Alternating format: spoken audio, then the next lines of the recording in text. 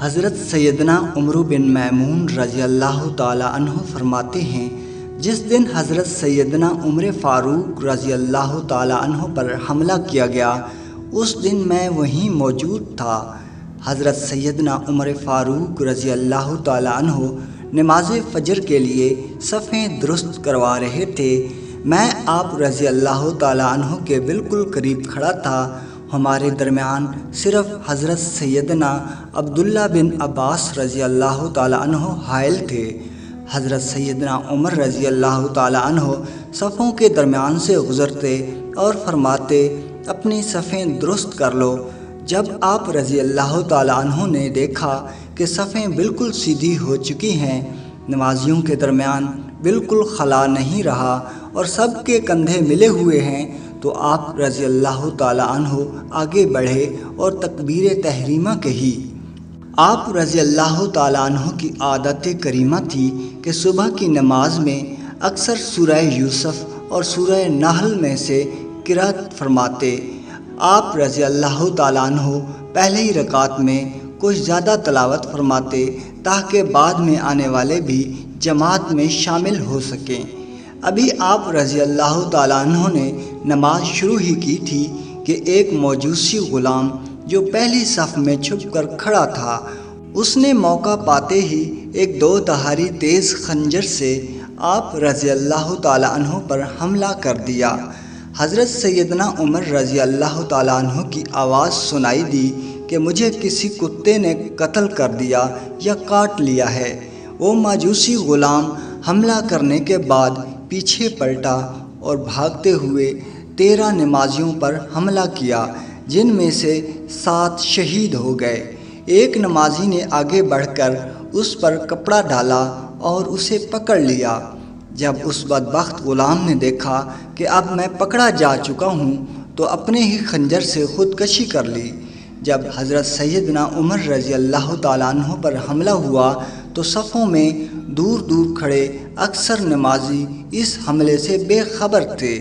جب انہوں نے حضرت سیدنا عمر رضی اللہ تعالیٰ عنہ کی قرأت نہ سنی تو سبحان اللہ کہنا شروع کر دیا۔ حضرت سیدنا عبدالرحمن رضی اللہ تعالیٰ عنہ نے آگے بڑھ کر نماز فجر پڑھائی۔ اکثر لوگوں کو نماز کے بعد واقعہ کا علم ہوا۔ حضرت سیدنا عمر رضی اللہ تعالیٰ عنہ شدید زخمی ہو چکے تھے۔ آپ رضی اللہ تعالیٰ عنہ نے حضرت سیدنا ابن عباس رضی اللہ تعالیٰ عنہ سے فرمایا، اے ابن عباس، معلوم کرو کہ مجھے کس نے زخمی کیا ہے۔ آپ رضی اللہ تعالیٰ عنہ باہر گئے۔ کچھ دیر کے بعد واپس آ کر بتایا، مغیرہ رضی اللہ تعالیٰ عنہ کے غلام ابو لولو فیروزہ نے آپ پر حملہ کیا ہے۔ آپ رضی اللہ تعالیٰ عنہ نے فرمایا، وہی غلام جو لوہار تھا؟ حضرت سیدنا ابن عباس رضی اللہ تعالیٰ عنہ نے جواب دیا، جی ہاں۔ حضرت سیدنا عمر رضی اللہ تعالیٰ عنہ نے کہا، اللہ عز و جل اسے غارت کرے، میری اس سے کوئی دشمنی نہیں تھی، بلکہ میں نے تو اسے نیکی کی دعوت دی تھی، میں تو اس کے ساتھ بھلائی کا خواہاں تھا۔ اللہ عز و جل کا شکر ہے کہ میں کسی مسلمان کے ہاتھوں زخمی نہ ہوا۔ پھر آپ رضی اللہ تعالیٰ عنہ کو گھر لے جایا گیا۔ حضرت سیدنا عمر بن میمون فرماتے ہیں، ہم لوگ بھی آپ رضی اللہ تعالیٰ عنہ کے گھر کی طرف چل دیے۔ لوگوں پر مصیبتوں کا پہاڑ ٹوٹ پڑا تھا، گویا اس سے پہلے کبھی ایسی پریشانی اور مصیبت سے دوچار نہ ہوئے تھے۔ لوگ آپ رضی اللہ تعالیٰ عنہ کو تسلی دینے لگے، حضور آپ پریشان نہ ہوں، آپ کے زخم جلدی ہی ٹھیک ہو جائیں گے۔ پھر آپ کو کھجوروں کی نبیذ پلائی گئی، لیکن آپ رضی اللہ تعالیٰ عنہ کے پیٹ سے زخموں کے ذریعے باہر آ گئی۔ پھر دودھ پلایا گیا تو وہ بھی زخموں کے راستے پیٹ سے باہر نکل آیا۔ لوگ سمجھ گئے کہ اب ہم آپ رضی اللہ تعالیٰ عنہ کی صحبت سے زیادہ دیر تک فیض یاب نہیں ہو سکیں گے۔ پھر لوگوں نے آپ رضی اللہ تعالیٰ عنہ کی تعریف کرنا شروع کر دی۔ ایک نوجوان آ کر کہنے لگا، اے امیر المومنین، آپ کو مبارک ہو کہ عنقریب اللہ عز و جل آپ کو حضور پاک صلی اللہ علیہ وآلہ وسلم اور آپ رضی اللہ تعالیٰ عنہ سے پہلے رحلت فرمانے والے دیگر صحابہ کرام سے ملا دے گا۔ اے امیر المومنین، آپ کو خلافت کا منصب عطا کیا گیا تو آپ نے عدل و انصاف سے کام لیا۔ آپ ایک اچھے خلیفہ اور لوگوں کے خیر خواہ و محسن ہیں۔ حضرت سیدنا عمر رضی اللہ تعالیٰ عنہ نے یہ سن کر ارشاد فرمایا، میں تو اس بات کو پسند کرتا تھا کہ مجھے بقدر کفایت رزق ملے، نہ کوئی میرا مقروض ہو، نہ ہی میں کسی کا مقروض ہوں۔ پھر وہ نوجوان واپس جانے لگا تو اس کا تہبند ٹخنوں سے نیچے تھا اور زمین پر لگ رہا تھا۔ آپ رضی اللہ تعالیٰ عنہ نے لوگوں سے فرمایا، اس نوجوان کو میرے پاس بلاؤ۔ جب وہ آپ رضی اللہ تعالیٰ عنہ کی بارگاہ میں حاضر ہوا تو آپ رضی اللہ تعالیٰ عنہ نے بڑی شفقت سے فرمایا، اے بھتیجے، اپنا کپڑا ٹخنوں سے اونچا کر لے، بے شک اس میں تیرے کپڑوں کی پاکیزگی اور تیرے رب عز و جل کی بارگاہ میں تیرا یہ عمل تقوی اور پرہیزگاری کے زیادہ قریب ہے۔ پھر آپ رضی اللہ تعالیٰ عنہ نے اپنے صاحبزادے حضرت سیدنا عبداللہ بن عمر رضی اللہ تعالیٰ عنہ سے فرمایا، حساب لگا کر بتاؤ ہم پر کتنا قرض ہے۔ انہوں نے حساب لگا کر بتایا، تقریباً 86,000 درہم۔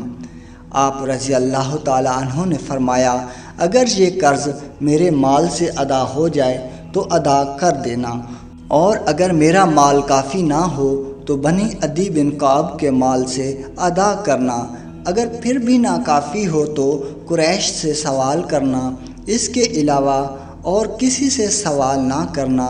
پھر آپ رضی اللہ تعالیٰ عنہ نے اپنے صاحبزادہ سے فرمایا، تم ام المومنین حضرت سیدنا عائشہ صدیقہ رضی اللہ تعالیٰ عنہ کی بارگاہ میں چلے جاؤ اور ان سے عرض کرو کہ عمر بن خطاب اس بات کی اجازت چاہتا ہے کہ اسے اس کے ساتھیوں کے ساتھ دفن کیا جائے اور حضور صلی اللہ علیہ وآلہ وسلم کے قرب میں جگہ عطا فرمائی جائے۔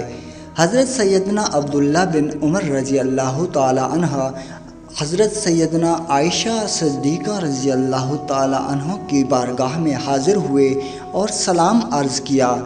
آپ رضی اللہ تعالیٰ عنہ رو رہی تھیں۔ آپ رضی اللہ تعالیٰ عنہ نے کہا، حضرت سیدنا عمر بن خطاب آپ کو سلام عرض کر رہے ہیں اور اس بات کی اجازت چاہتے ہیں کہ انہیں اپنے ساتھیوں کے قرب میں دفن کیا جائے۔ آپ رضی اللہ تعالیٰ عنہ نے یہ سن کر ارشاد فرمایا، یہ جگہ تو میں نے اپنے لیے رکھی تھی، لیکن اب میں یہ جگہ عمر بن خطاب کو ایثار کرتی ہوں، انہیں جا کر یہ خوشخبری سنا دو۔ چنانچہ حضرت سیدنا عبداللہ بن عمر رضی اللہ تعالی عنہ اجازت لے کر واپس تشریف لے آئے۔ جب حضرت سیدنا عمر رضی اللہ تعالی عنہ کو بتایا گیا کہ حضرت سیدنا عبداللہ بن عمر آ گئے ہیں تو آپ رضی اللہ تعالی عنہ نے فرمایا، مجھے بٹھا دو۔ آپ رضی اللہ تعالی عنہ کو سہارا دے کر بٹھا دیا گیا۔ آپ رضی اللہ تعالی عنہ نے فرمایا، اے میرے بیٹے، کیا خبر لائے ہو؟ آپ رضی اللہ تعالی عنہ نے عرض کی، حضرت سیدنا عائشہ صدیقہ رضی اللہ تعالی عنہ نے آپ رضی اللہ تعالی عنہ کو اجازت عطا فرما دی ہے، آپ خوش ہو جائیں۔ جس چیز کو آپ رضی اللہ تعالی عنہ پسند کیا کرتے تھے وہ آپ کو عطا کر دی گئی ہے۔ یہ سن کر آپ رضی اللہ تعالی عنہ نے فرمایا، مجھے اس چیز سے زیادہ اور کسی چیز کی فکر نہیں تھی، الحمدللہ عز و جل مجھے میری پسندیدہ چیز عطا کر دی گئی ہے۔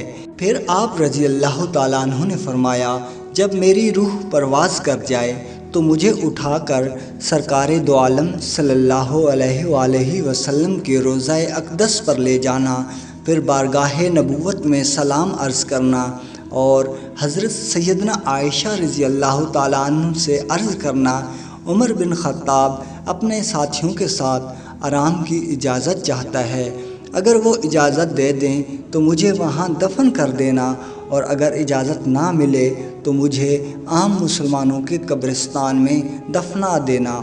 جب آپ کی روح خالق حقیقی سے جا ملی تو ہم لوگ آپ رضی اللہ تعالیٰ عنہ کو مسجد نبوی شریف میں لے گئے اور حضرت سیدنا عبداللہ بن عمر رضی اللہ تعالیٰ عنہ نے حجرہ مبارکہ سے باہر کھڑے ہو کر ام المومنین حضرت سیدنا عائشہ صدیقہ رضی اللہ تعالیٰ عنہ کو سلام عرض کیا اور حضرت سیدنا عمر رضی اللہ تعالیٰ عنہ کو حجرہ مبارکہ میں دفن کرنے کی اجازت طلب کی۔